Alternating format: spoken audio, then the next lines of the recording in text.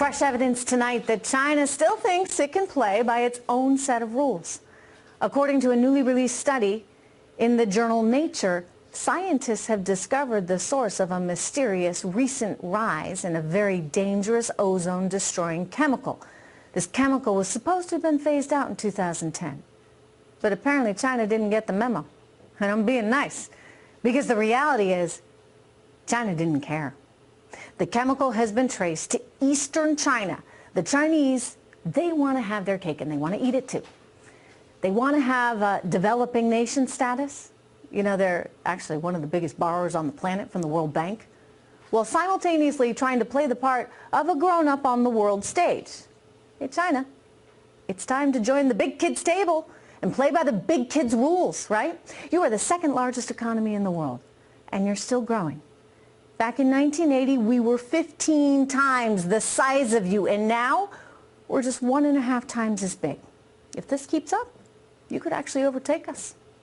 But I suspect before that happens, you're going to be forced to grow up. That's because all those loans, again, one of the top borrowers on the planet, all those loans from the World Bank, they're going to start drying up.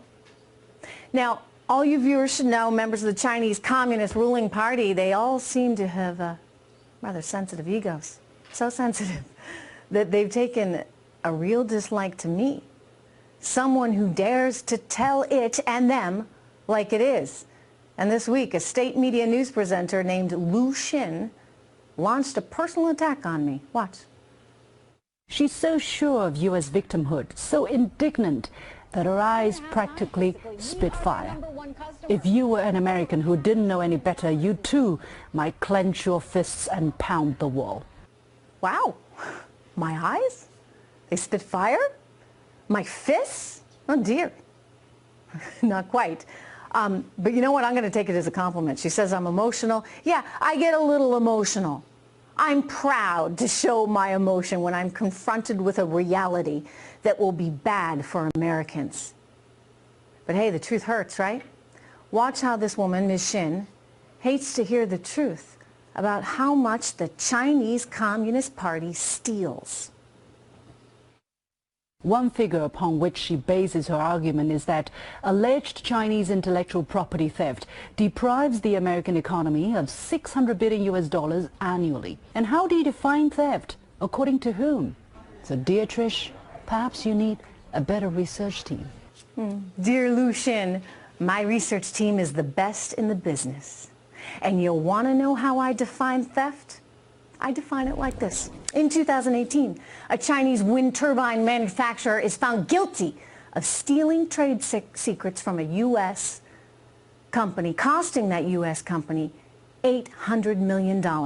Also last year, according to the DOJ, 2 Chinese nationals, they were accused of coordinating with Chinese state security officials in an extensive hacking campaign, allegedly infiltrating 45 U.S. companies and government agencies, as well as more firms in more than a dozen countries. The hackers stole information from companies in all kinds of industries, including banking and finance, telecommunications, biotechnology, automotive, and health. So, okay, yeah, Liu Xin.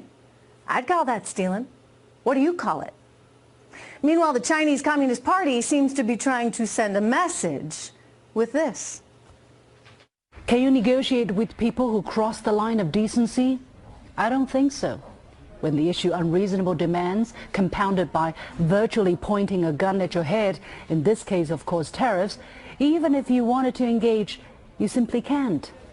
Yeah, you can. I mean, it's not that hard. Don't overcomplicate it. All the U.S. is asking for is free, fair trade.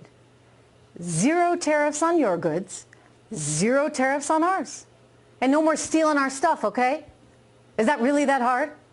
Can you really not understand that, well, we don't begrudge your economy the opportunity to grow, and grow you have been doing. We're okay with it. So long as it's happening amid an environment in which U.S. workers are not punished. So I'll tell you what, Liu Xin, you seem like a nice enough woman. And even if you are just reading state propaganda written for you off a teleprompter by a member of the Communist Party, I would like to invite you to have an honest, live debate with me.